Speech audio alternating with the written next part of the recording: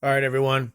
May have finally found a topic that I'm going to talk about that might possibly get me canceled here. This could possibly be the most unpopular episode I ever do because I have some opinions on this subject that I think are going to not be liked by especially a lot of the men out there. Some of the women out there, they may love this opinion, but a lot of you dads out there, you're going to be grabbing your pitchforks and ready to come after me. But I wanted to talk about football today. There's a lot of things regarding the sport that I have opinions and thoughts on, and I've just been kind of thinking about them, especially being, right in the middle of the NFL season, fall's in full swing, high school football, college football, it's everywhere here in America. So I just wanted to go ahead and talk about my thoughts and opinions on a few aspects of football in American culture. Now, before we get going down this path, I just wanted to let everyone know that I love football. I played football in high school. I was an offensive lineman, defensive lineman. Love the NFL. I watch the Packers. I'm a big Packers fan. You've probably seen the cheeseheads in the back. You've seen the Packers hats on. I love football. I'm not someone here who didn't grow up watching football, who hates football. I'm not just some, wimpy snowflake who's just like, football, that's gross. But I do think that football sometimes overtakes a lot of other aspects of our lives, especially as dads, as men.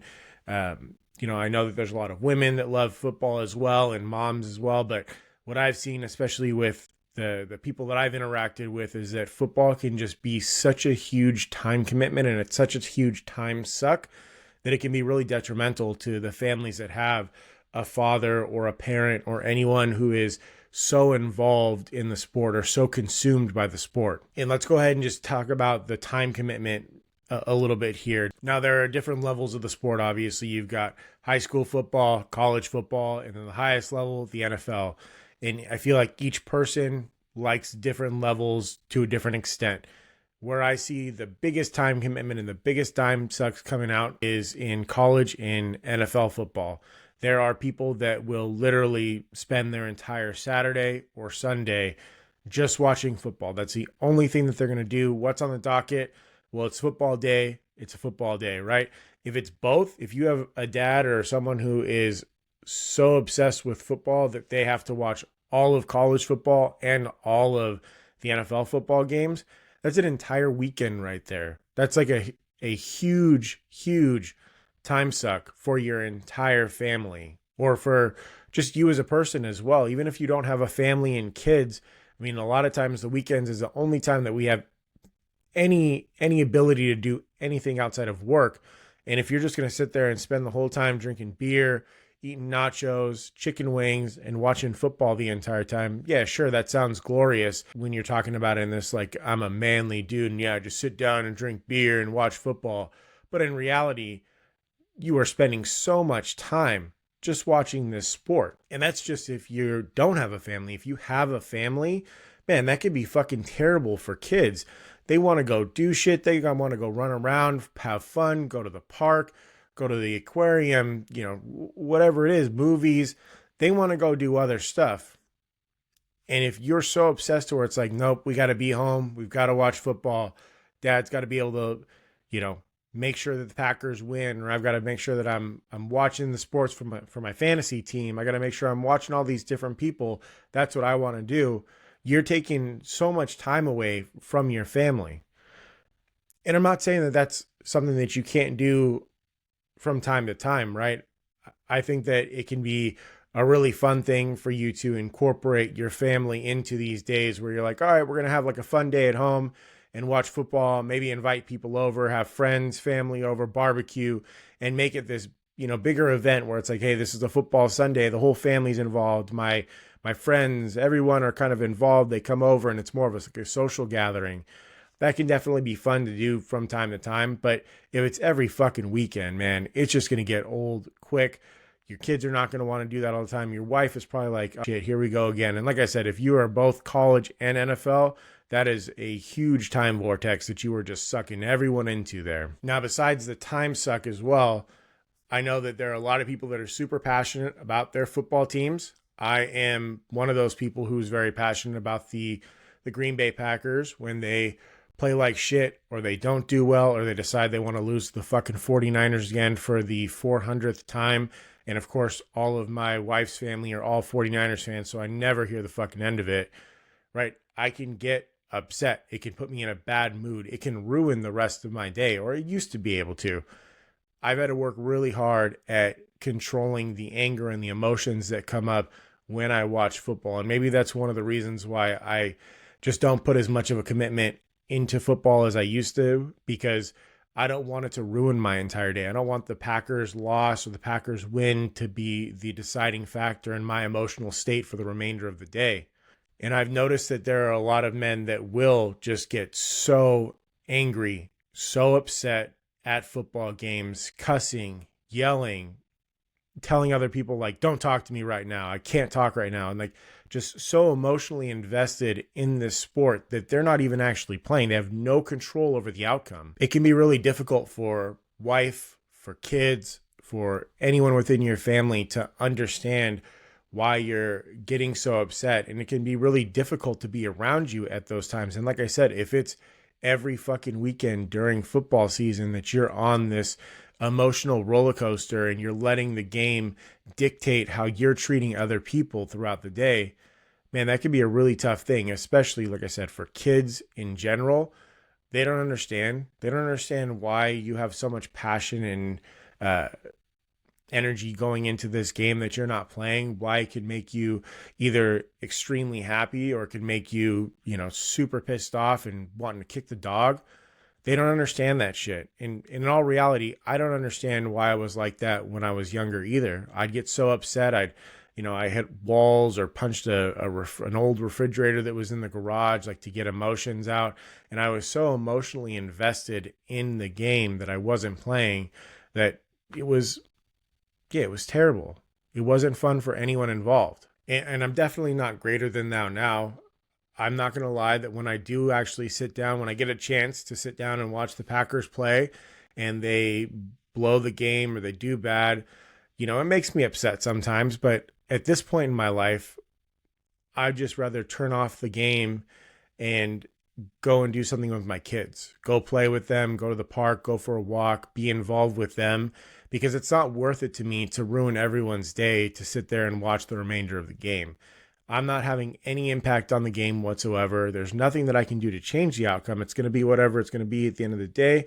I watch it for entertainment, but if it's going to make me so upset that it's not making me happy or giving me enjoyment, why the fuck am I going to watch it? My exception to these rules are when the playoffs come. That's when I will sit down and watch the entirety of the game, just because it's the playoffs. It's the end of the season. I've got more investment in those games then. But even at that point, right, it may upset me for a little bit. I have a couple of minutes where I'm like, I just need to cool off. I cool off, let it go, and then enjoy that time with my family, because the football seasons, they're going to come and go. There's going to be another NFL season. There's going to be another college football season. The NFL is going to continue to go and go and go. Each season's a little bit different, but it's going to be a constant there, right? What's not going to be a constant is my family's not always going to be the same age or the same point that they are right now. My kids aren't always going to be 5, 6, 7 years old where they want to spend a ton of time with dad and go play and go to the park. The NFL season will be there when that time with my kids is gone, when they're no longer in the house, when they're grown, they have kids of their own. And I want to make sure that I'm setting a good example for them by not caring more about football than I care about them. And I'm not sure if I'm making some of this stuff up, right? Because I only know from my personal experience what I did and what those people that I know, my friends, my family, what they do. But it does seem like there's this huge obsession with football in our culture, and which is fine, right? It's a great sport. I love football. I loved playing the sport. I don't play it anymore. I'm too old and rickety. I'd get my ass kicked. I love the time spent together. Like I said before, I do think that there's a healthy way to incorporate your family, your friends into the game itself and into watching the game. My kids all know that the Packers are our team, and they'll even say, like, that's our team. And I think that that's a great bonding moment. Like, my son will want to sit down and watch. He's only the older one. He's only 5 years old. And so his attention span is not like I'm going to sit down and watch this entire game. But when we do have the games on, he'll be like, oh, look, there's our team. They're going to win, all that stuff. And that's fun. I really enjoy the fact that I'm sharing something with my son. He likes a team. He doesn't know why he likes the team yet, but he knows that that's our team and that's the team that we root for, and he wants them to win. But another thing that I'm trying to teach him in this as well, because a lot of the negative emotions that come out is you're so tied to winning the game that you want your team to win so bad that you get so upset, so angry, you're like, your day is ruined if your team doesn't win. You're just tied so emotionally into the success of your team. I'm trying to teach my kids that it's okay if the team loses, right? You can be upset, you can be angry, but you never let it ruin your day. And in order to do that, I have to set the example for them. I have to be the one that shows them that even when our team loses, that it's not going to have a huge impact on your dad, because at the end of the day, it's just a game, and it's not even a game that your dad's playing. It's a game that your dad's watching. I love the team. I care about the team, and this is something that's important to me, but it's not so important that I'm going to let it ruin my time with everyone else. And that's something that, like I said, we have to model. We have to be the ones that show our children how to be a healthy sports fan.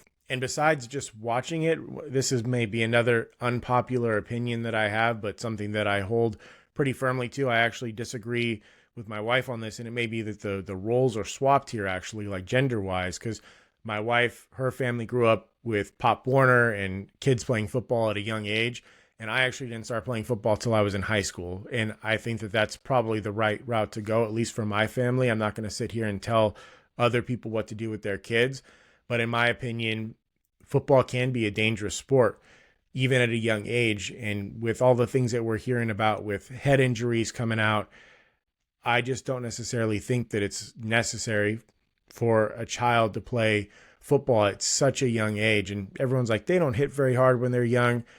That's not necessarily the problem. The problem is that you've got this false sense of security by wearing this helmet, and you think that you're safe underneath it. And what we're learning is that it's not necessarily if it hurts your head, but it's just that constant pounding, that constant jostling of your head inside of the helmet, which can happen over and over again. And as a kid, I mean, I've seen kids just fucking put their helmet on and start hitting walls because it's like, oh, look, it doesn't hurt.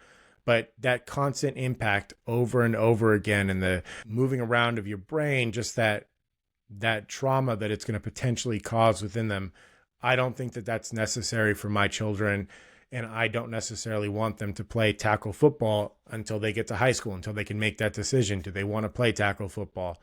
There are other sports that they can play that would actually probably set them up better for football in the future, right? And this may sound counterintuitive, but like rugby and wrestling are two sports that I really think I'm going to introduce my kids to. Flag football, if they want to play it as well, that's definitely gotten bigger, but rugby and wrestling are two that I think would really set them up well. And everyone's always like, rugby is such a rough sport. They're going to get hit in the head way more and get more hurt. You've obviously never tackled someone before without a helmet on, because the first time you tackle someone head to head without a helmet on, you never fucking do that again. And you learn how to tackle people without ramming your head into other people. And you learn good form tackling, which is going to be really important when you're playing football, right? You're actually going to probably learn how to do the game a little bit better by playing rugby than you would be doing football. And I'm sure I'm going to be getting some hate mail on this, people coming after me and like, well, I'm a, Pop Warner football coach and you don't learn as much. I'm like, I don't care. They're kids. This is just my opinion, the opinion of a father who didn't play football when I was a little kid, and someone who's more concerned about the health and safety of my children's, mental and emotional well-being, and not having to hit their heads constantly. That's more important. And even if it's not 100% true, or people are like, you don't know if that's going to happen to them, if there's an elevated risk for it, I just don't think that playing that sport is a reason to take that elevated risk. And then wrestling is just the greatest thing you can do for pretty much any sport that you want to do. You're going to gain bounce, cardio, strength. You're going to learn how to be better equipped to move your body in different ways and just be more athletic. So I started wrestling when I was a junior in high school, and it took me from being a decent football player to being one of the best football players on our team. Now, we were pretty shitty, so it's like, one of the best football players on a shitty team, still pretty shitty. But for me, it definitely just took my game to the whole nother level, and I absolutely love wrestling. I can't wait to get my kids into it. It's a great sport, and something I love. But just side note on that one. And yeah, those are just a couple of my unpopular opinions on football culture, what I've been seeing, and just some of the things that I think that we can make changes on. Like I've said before, I'm not a fan of football. I love football. I really love the sport. I think that there's great aspects to it. It's great entertainment. It's the most fun sport you can watch on TV, I feel like. And it's also great to go to the stadiums if you can afford, an $8,000 ticket. Tailgating is great. That's an amazing aspect of football as well. I love going and tailgating, good food, drinking beer, having fun with family and friends. I think that there are a lot of great aspects that come with watching football, playing football, being involved in a football culture.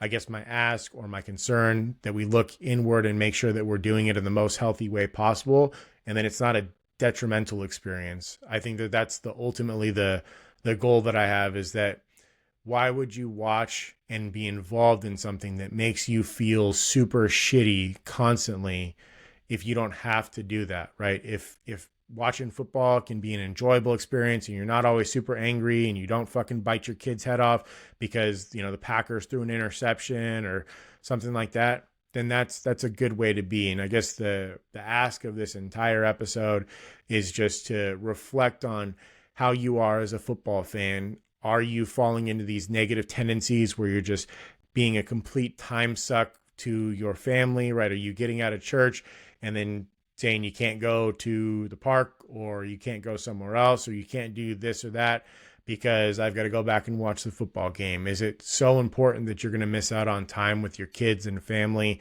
because you have to do that? And like I said, it's okay if that happens once in a while, but if it's a constant event where you're missing every Saturday and Sunday because you're sitting down glued to the TV watching it, that's probably not a good way to live. Your family's probably not having a good time. And then ultimately, you're probably not having a good time either. You're just so emotionally invested and sucked into the game that you can't see the behaviors that are coming out because you are so invested. So be a good football fan. That's all I'm asking. Be a good football fan. Be mindful. Be curious about your behaviors, why you're doing the things you're doing, and just make sure that you're looking at other people while you're watching the game. Make sure you're including other people and that you're not just sitting there glued to the TV by yourself. I mean, I can remember, and this is a long time ago, and this just goes to show you the growth that I've had, is that when I was younger, before I had kids, before we had money, my wife was studying in law school, I wanted to watch football. And so my wife would drop me off. The only restaurant that was close by that actually had the Packers game on and had all the other games on was Hooters. And so she would drop me off at 10 in the morning because that's usually when the Packers games are on. And unfortunately, Packers are not a local team. I don't get to watch them very often unless I had NFL ticket. We didn't have NFL ticket. None of the other restaurants around us had NFL ticket. So I'd have to go to Hooters, sit there in my little corner by myself. I'd order the cheapest Coors Light or whatever the fuck was on special for like $2 beers, and I wouldn't get any food. And I would just sit there and watch the games and would cut everyone else. A waitress would try to come up and talk to me, and I'd just be like, no, I'm good. And just would sit there and be sucked in it for hours. I can't do that anymore now that I'm dad. And I'm glad that I can't do that anymore, because I feel like I look back and look at some of those weekends that I was just doing that, and it was such a waste of time. I wasn't involved with anyone else. I wasn't having fun. I wasn't being social. It was just me and football. And it was a waste of time and something that I would never do today.